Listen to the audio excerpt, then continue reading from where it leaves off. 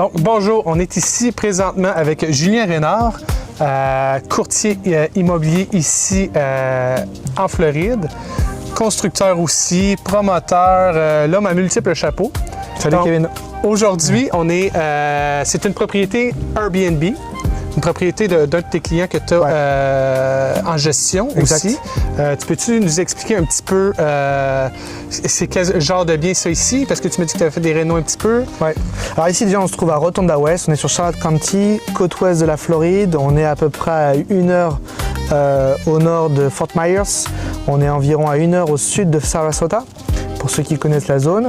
On est sur une zone vraiment plébiscitée pour les vacances. Beaucoup de gens viennent ici pour profiter de la douceur du temps de Floride. Alors aujourd'hui, vous voyez que je suis avec un pull, une fois n'est pas coutume. Il fait très peu souvent ce type de temps, mais aujourd'hui, il fait un peu frais. Bon, on voit que les Canadiens, eux, ont toujours de la chaleur dans leur corps, donc eux, ils sont habitués. Bon, donc ici, on est sur une maison vraiment typique de la région, quand même un bien un peu exceptionnel parce qu'on vous allez voir, on a une vue sur le golfe, piscine chauffée, enfin on a tout le kit vraiment de la maison de vacances très sympathique que les gens adorent ici. Nous, nos clients qui font du Airbnb ici ou de la location court terme recherchent à la fois une résidence secondaire, passer du temps. Les clients, en l'occurrence, ils passent pas mal de temps ici, mais en parallèle, générer du revenu, pourquoi pas, notamment pour payer les charges, pour se faire un petit peu plaisir. Et donc, c'est ce que permet de faire ce type d'investissement également. Maison, 2 chambres, 2 salles de bain, 1500 pieds, piscine chauffée, vue sur le golfe. Voilà, je pense qu'on a un petit kit très sympa. Et ouais, on a refait une grosse partie de la maison à l'intérieur, donc c'est assez moderne. Parfait, allons voir. Allons-y.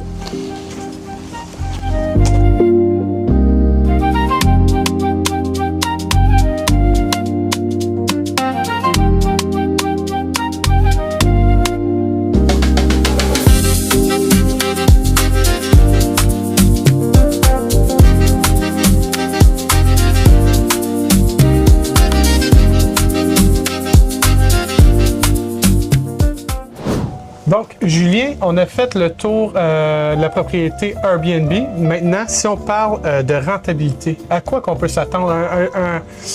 Une maison comme ça, premièrement, ils l'ont acheté combien? Ils ont mis combien en réno? Et ça rapporte combien, tout ça? Ok.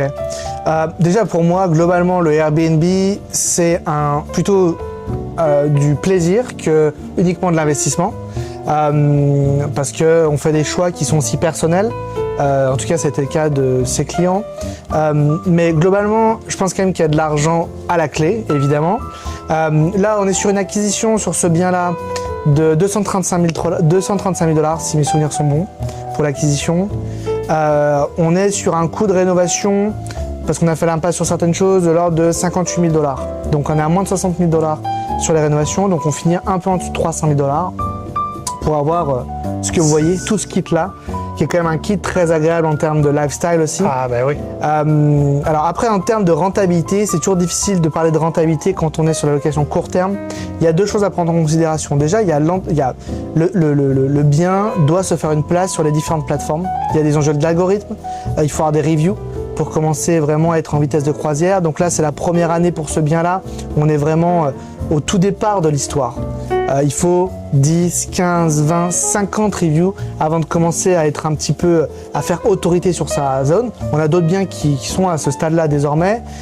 Et donc, on est capable d'un peu plus voir globalement l'opportunité d'investissement par rapport à ça.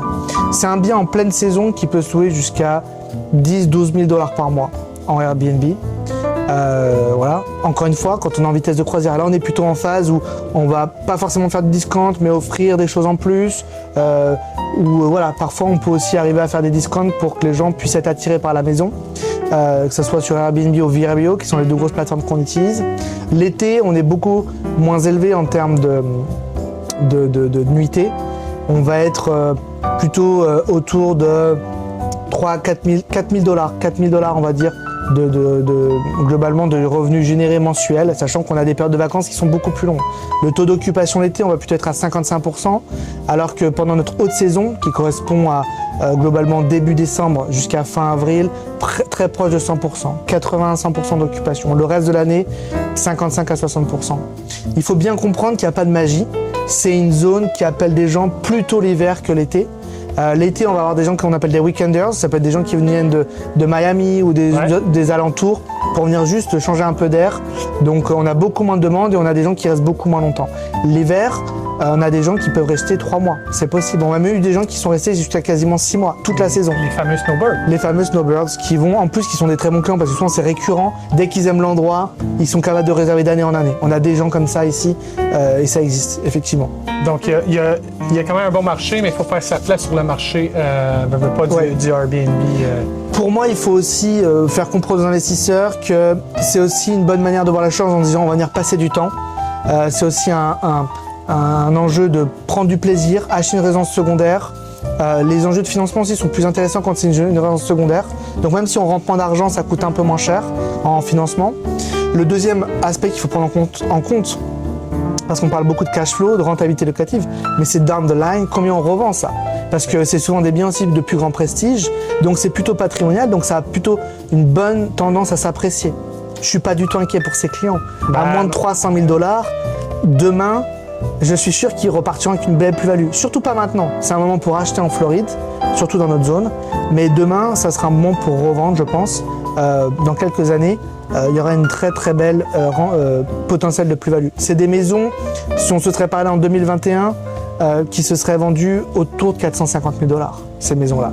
Donc ça va revenir, quand je ne sais pas, mais on sait que l'immobilier perd au final jamais d'argent, ça fait des cycles. Voilà. Donc il faut juste être au bon moment, au bon endroit. Mais des gens qui veulent passer du bon moment, du bon temps, générer un peu de revenus quand même pour payer les charges, générer un peu plus de revenus pour essayer d'avoir un complément de revenus, c'est une bonne opportunité. Et en parlant de charges, quelles sont les charges pour un bien comme ici? Les frais de gestion justement sur le court terme sont un petit peu plus élevés que ceux du long terme. Oui. Les assurances, les taxes foncières dans la région ici, à côté du golfe. J'imagine que c'est différent que sur d'autres propriétés un petit peu plus vers Sarasota et des trucs comme ça, j'imagine. Ici, on a été impacté par plusieurs ouragans dernièrement. Donc, on a eu des enjeux d'assurance qui sont plus importants. Malgré tout, on a un montant d'assurance ici qui est assez, on va dire, intéressant pour 2 raisons. Déjà, la toiture était quasiment neuve quand cette maison a été acquise. Le choix aussi, ça se fait en amont.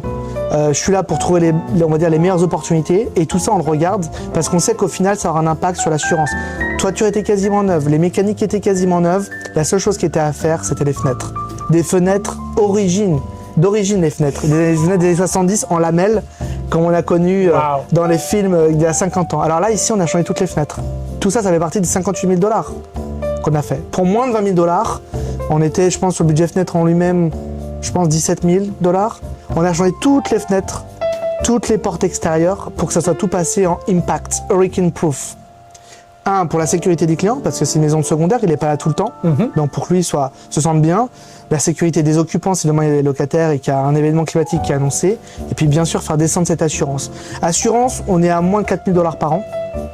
OK, pour cette maison. Ce qui reste très c'est raisonnable. Oui. Taxe foncière, autour de 3 000 $ par an. C'est la taxe foncière qu'on connaît sur cette propriété, qui peut un petit peu monter, mais qui sera moins de 4 000 $ par an. Et après, le frais de gestion, comme tu l'as dit, pour nous, c'est un engagement plus important. Il y a plus de gens à coordonner. C'est plus d'engagement pour échanger avec ces guests qui sont là pendant quelques semaines. Et donc, on prend 20% du booking, revient à notre société de conciergerie, de gestion locative. Parce que ça vient aussi avec le ménage qui vient avec ça. Tu sais, s'il y a des imprévus, c'est toi qui, autrement dit, est-ce que c'est ta compagnie de gestion qui prend en charge les guests? On prend en charge les guests de A à Z. Nos propriétaires ont juste à nous dire, voilà, nous les dates que l'on veut. On bloque ces dates-là parce qu'on va être là. Le reste, c'est pas leur problème. On est là pour s'occuper du reste, faire des refills s'il y a besoin. Tu vois, il y a des choses, par exemple, des serviettes de bain, les draps. Quand tu as beaucoup de bookings, au bout d'1 an, 2 ans, tu es obligé de changer tous ces sets-là, remettre. Bien sûr, le cleaning entre les stays, entre les guests qui viennent ici, on s'en occupe. Voilà, tout. Demain, il y a un problème électrique. Demain, il y a un enjeu sur la piscine. On doit coordonner la piscine.